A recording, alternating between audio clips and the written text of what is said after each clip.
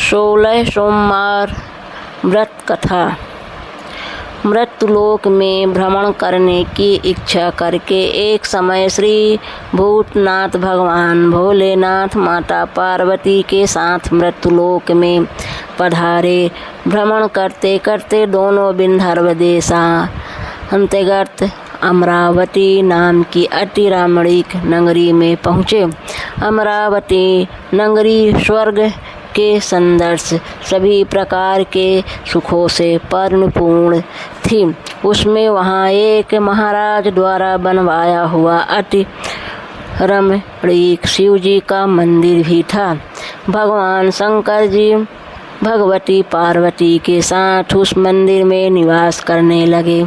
एक समय माता पार्वती भगवान भोलेनाथ को प्रसन्न देख मानो विनोद करने की इच्छा से बोली, हे महाराज, आज तो हम दोनों चौसर खेलेंगे। शिव जी ने प्राण प्रिया की बात को मान लिया और चौसर खेलने लगे। उसी समय मंदिर का पुजारी ब्राह्मण मंदिर में पूजा करने आया। माता पार्वती ने पुजारी से प्रश्न किया, पुजारी जी बताओ, इस बाजी में हम दोनों में से किसकी जीत होगी? ब्राह्मण बिना विचारे जल्दी से बोल उठा कि महादेव जी की जीत होगी। थोड़ी देर में बाजी समाप्त हो गई और पार्वती जी की जीत हुई। पार्वती जी को बहुत गुस्सा आया और ब्राह्मण को झूठ बोलने का अपराध के कारण श्राप देने को चली। भोलेनाथ ने माता पार्वती जी को बहुत समझाया, लेकिन उन्होंने ब्राह्मण को कोढ़ी होने का श्राप दे दिया। कुछ समय बाद पार्वती जी के श्रापवश पुजारी के शरीर में कोढ़ पैदा हो गया। वह बहुत अधिक दुखी रहने लगा। पुजारी को श्राप का कष्ट भोगते हुए जब बहुत दिन गुजर गए, तब एक दिन देवलोक के अप्सराएं शिव जी की पूजा करने के लिए उसी मंदिर में पधारी। पुजारी के कोढ़ के कष्ट को देखकर उन्हें बड़ी दया आई। उन्होंने उससे रोगी होने का कारण पूछा। पुजारी ने निसंकोच सारी बातें उन्हें बता दी। वे अप्सराएं बोली, हे पुजारी, अब तुम अधिक दुखी मत होना। भगवान शिव तुम्हारे सारे कष्ट को दूर कर देंगे। तुम सब व्रतों में श्रेष्ठ 16 सोमवार का व्रत भक्तिभाव से किया करो। पुजारी ने अप्सराओं से नम्रता पूर्वक 16 सोमवार व्रत की विधि पूछी।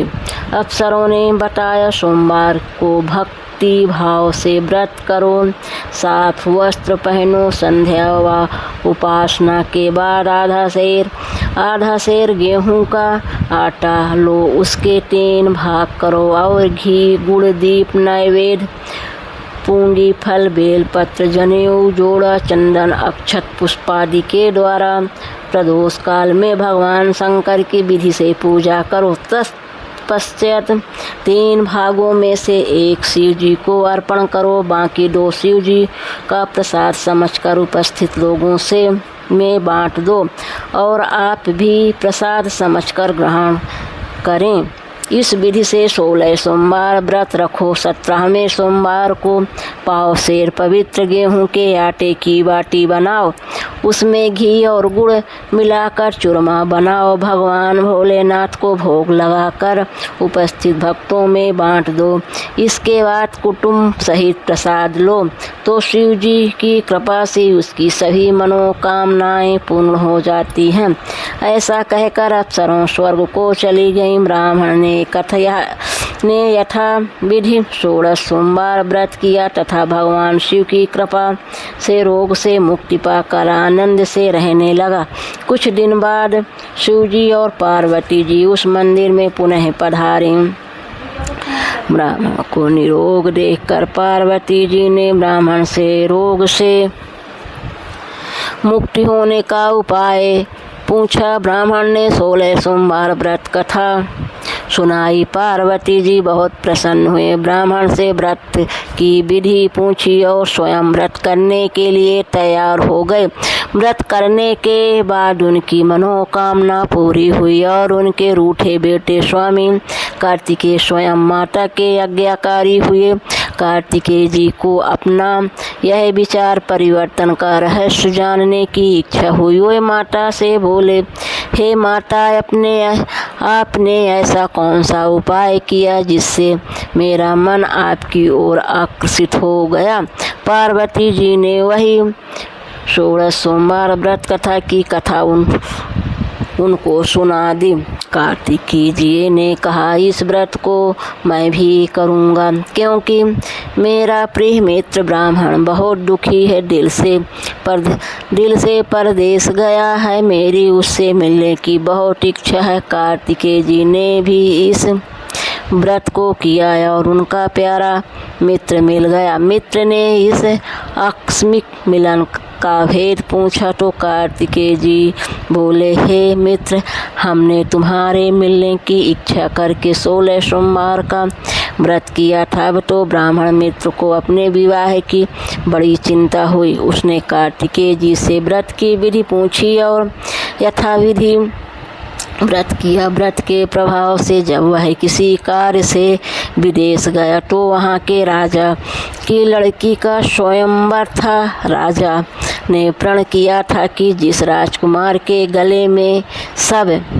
प्रकार से खंडित हाथनी माला डालेगी, मैं उसी के साथ अपनी प्यारी बेटी का विवाह कर दूंगा। शिव जी की कृपा से वह ब्राह्मण भी उस स्वयंवर को देखने की इच्छा से राजसभा में एक और जाकर बैठ गया। नित्य नियम पर हथिनी आई और उसने जयमाला उस ब्राह्मण के गले में डाल दी। राजा ने अपनी प्रतिज्ञा के अनुसार बड़ी धूमधाम से अपनी कन्या का विवाह उस ब्राह्मण के साथ कर दिया और ब्राह्मण को बहुत सा धन और सम्मान देकर संतुष्ट किया। ब्राह्मण सुंदर राजकन्या पाकर सुख से जीवन व्यतीत करने लगा। एक दिन राजकन्या ने अपने पति से प्रश्न किया, हे प्राणनाथ, आपने ऐसा कौन सा भारी पुण्य किया था जिसके प्रभाव से हथनी ने सब राजकुमारों को छोड़कर आपको वरण किया। ब्राह्मण बोला, हे प्राणियों प्राण प्रिय, मैंने अपने मित्र कार्तिकेय जी के कथनानुसार 16 सोमवार का व्रत किया था, जिसके प्रभाव से मुझे तुम जैसी रूपवान पत्नी की प्राप्ति हुई है। इस व्रत की महिमा सुनकर राजकन्या को बड़ी हैरत हुई। वह भी पुत्र की कामना करके इस व्रत को करने लगी। शिव जी की दया से उसके गर्भ से एक अति सुंदर सुशील धर्मात्मा और विद्वान पुत्र उत्पन्न हुआ। माता और पिता उसे देव पुत्र को पाकर अधिक प्रसन्न हुए और उसका लालन पालन अच्छी प्रकार से करने लगे। जब पुत्र समझदार हुआ तो एक दिन उसने अपनी माता से प्रश्न किया कि हे माँ, तुमने कौन सा व्रत और तप किया है जो मेरे जैसा पुत्र तुम्हारे गर्भ से उत्पन्न हुआ। उसकी माता ने 16 सोमवार की व्रत कथा पुत्र को बताई। पुत्र ने सब तरह के मनोरथ पूर्ण करने वाले इस सरल व्रत को सुना तो वह भी राजाधिकार पाने की इच्छा से हर सोमवार को यथाविधि यह व्रत करने लगा। व्रत शुरू करने के बाद एक देश के वृद्ध राजा के दूतों ने आकर उसको राजकन्या के लिए वरण किया। राजा ने अपनी बेटी का विवाह ऐसे सर्वगुण संपन्न ब्राह्मण युवक के साथ करके बड़ा सुख प्राप्त किया। वृद्ध राजा के देवगंध जो जाने पर इसी ब्राह्मण को सिंहासन पर बैठाया गया, क्योंकि दिवगंत राजा के कोई पुत्र नहीं था। राज का उत्तराधिकारी होकर भी वह ब्राह्मण पुत्र 16 सोमवार का व्रत करता रहा। जब 17वां सोमवार आया तो विप्रपुत्र ने अपने प्रियतम से पूजन सामग्री लेकर शिव पूजा के लिए शिवालय में चलने को कहा, परंतु उसकी पत्नी ने उसकी आज्ञा का परवाह न की। दासियों द्वारा सब सामग्रियों शिवालय में भेजवा दी, परंतु स्वयं नहीं गई। जब राजा ने शिव जी का पूजन समाप्त किया तब आकाशवाणी हुई, हे राजा, अपनी इस रानी को राजमहल से निकाल दे, नहीं तो यह तेरा सर्वनाश कर देगी।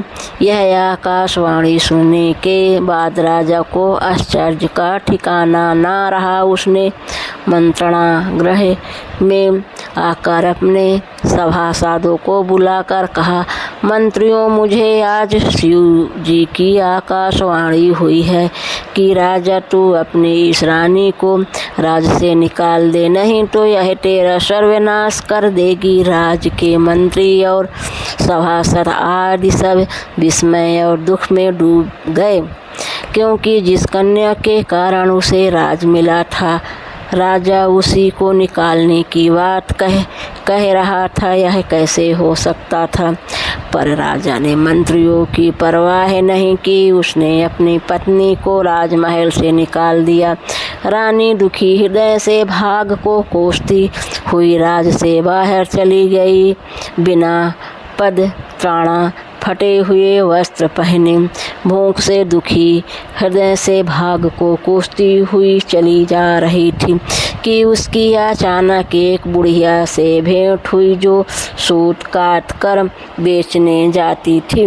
रानी की करुण दशा देखकर वह बोली, चल तू मेरा सूत बिकवा दे, मैं बूढ़ी हूँ, भाव करना नहीं जानती हूँ। यह बात सुन रानी ने बुढ़िया के सिर से सूत की गठरी उतार कर अपने सिर पर रख ली। थोड़ी देर के बाद आंधी आ गई और बुढ़िया का सूत पोटली सहित उड़ गया। बेचारी बुढ़िया पछताती रह गई। उसने रानी को अपने से दूर रहने को कहा। इसके बाद रानी एक तेली के घर गई तो शिव जी को प्रकोप के कारण तेली के सभी मटके उसी क्षण चटक गए। तेली ने भी रानी को अपने घर से निकाल दिया। बहुत से दुख उठाती रानी एक नदी के किनारे गई तो नदी का सारा जल सूख गया। उसके पश्चात रानी एक जंगल में गई, वहाँ सरोवर में पानी पीने गई तो उसके हाथ का स्पर्श होते ही सरोवर का नील कमल के समान जल असंख्य कीड़ों मय होकर गंदा हो गया। रानी ने भाग पर दोषारोपण करते हुए उस जल को पीकर पेड़ की शीतल छाया में विश्राम करना चाहा, परंतु वह जिस पेड़ के नीचे विश्राम करती उसी पेड़ के पत्ते तुरंत टूट कर गिर जाते थे। वन सरोवर जल की ऐसी दशा देखकर गौ चराते ग्वालों ने अपनी गोसाई जी से, जो उस जंगल में स्थित मंदिर में पुजारी थे, यह बात बताई।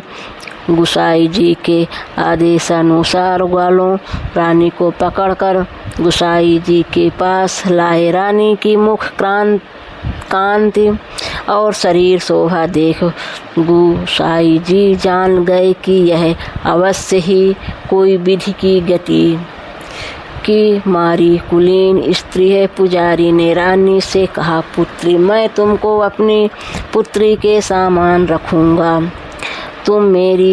तुम मेरे आश्रम में आकर रहो, मैं तुम्हें किसी प्रकार का दुख नहीं होने दूंगा। गोसाई जी के वचन सुनकर रानी को धीरज हुआ। वह आश्रम में रहने लगी। रानी जी भोजन बनाती, उसमें कीड़े पड़ जाते, जल भर कर लाती, उसमें भी कीड़े पड़ जाते। रानी की यह दशा देख गोसाई जी भी बड़े दुखी हुए और रानी से बोले, हे पुत्री, तुम्हारे ऊपर कौन सा देवता का प्रकोप है जिससे तुम्हारी ऐसी हालत हुई। पुजारी जी की बात सुनकर रानी ने शिव जी महाराज जी के पूजन का बहिष्कार करने की बात बताई तो पुजारी जी शिव जी महाराज की अनेक प्रकार से स्तुति करते हुए रानी से बोले कि पुत्री, तुम सब मनोरथ पूर्ण करने वाले 16 सोमवार व्रत को करो, उसके प्रभाव से इस कष्ट से मुक्त हो सकोगी। गोसाई जी की बात मानकर रानी ने 16 सोमवार व्रत किए। 17वें सोमवार को विधि विधान सहित पूजन किया। उस पूजा के प्रभाव से राजा के हृदय में विचार आया कि रानी को गए हुए बहुत समय बीत गया, न जाने कहाँ कहाँ भटकती होगी, उसे ढूंढना चाहिए। यह सोचकर रानी को तलाश करने के लिए राजा ने चारों दिशाओं में दूत भेजे। वो दूत रानी को तलाश करते हुए गोसाई जी के आश्रम में पहुँचे। वहाँ रानी को पाकर उनसे रानी को अपने साथ ले जाने का आग्रह करने लगे, परंतु गोसाई जी ने मना कर दिया। दूत चुपचाप वापस लौट आए और राजा को रानी का पता बतलाया। रानी की पता पाकर राजा गोसाई जी के आश्रम में गए और उनसे कहा, महाराज, जो देवी आपके आश्रम में रहती है वह मेरी पत्नी है। शिव जी के प्रकोप के कारण मैंने उसको त्याग दिया था। अब मैं भोलेनाथ की कृपा से उसे लेने आया हूँ। कृपा मुझे अपनी पत्नी को साथ ले जाने की आज्ञा दे। यह सुनकर गोसाई जी बड़े प्रसन्न हुए। उन्होंने रानी को राजा के साथ जाने की अनुमति दे दी। राजा बड़ी प्रसन्नता से रानी को महल में लेकर आया। सारे राज में उत्सव मनाया गया और चारों तरफ प्रसन्नता की लहर दौड़ गई। सारी प्रजा ने अपनी रानी के आने पर खुशियां मनाई। राजा और रानी फिर नियम पूर्वक 16 सोमवार के व्रत का पालन करते हुए बहुत समय तक आनंद पूर्वक भूलोक पर निवास करते रहे। अंत समय में दोनों को मोक्ष स्वर्ग की प्राप्ति हुई। इस प्रकार जो मनुष्य 16 सोमवार के व्रत को श्रद्धा पूर्वक करता है उसकी सभी मनोकामनाएं भगवान शिव जी की कृपा से पूर्ण होती है और उसे मोक्ष की प्राप्ति होती है। बोलो भगवान भोलेनाथ की जय हो।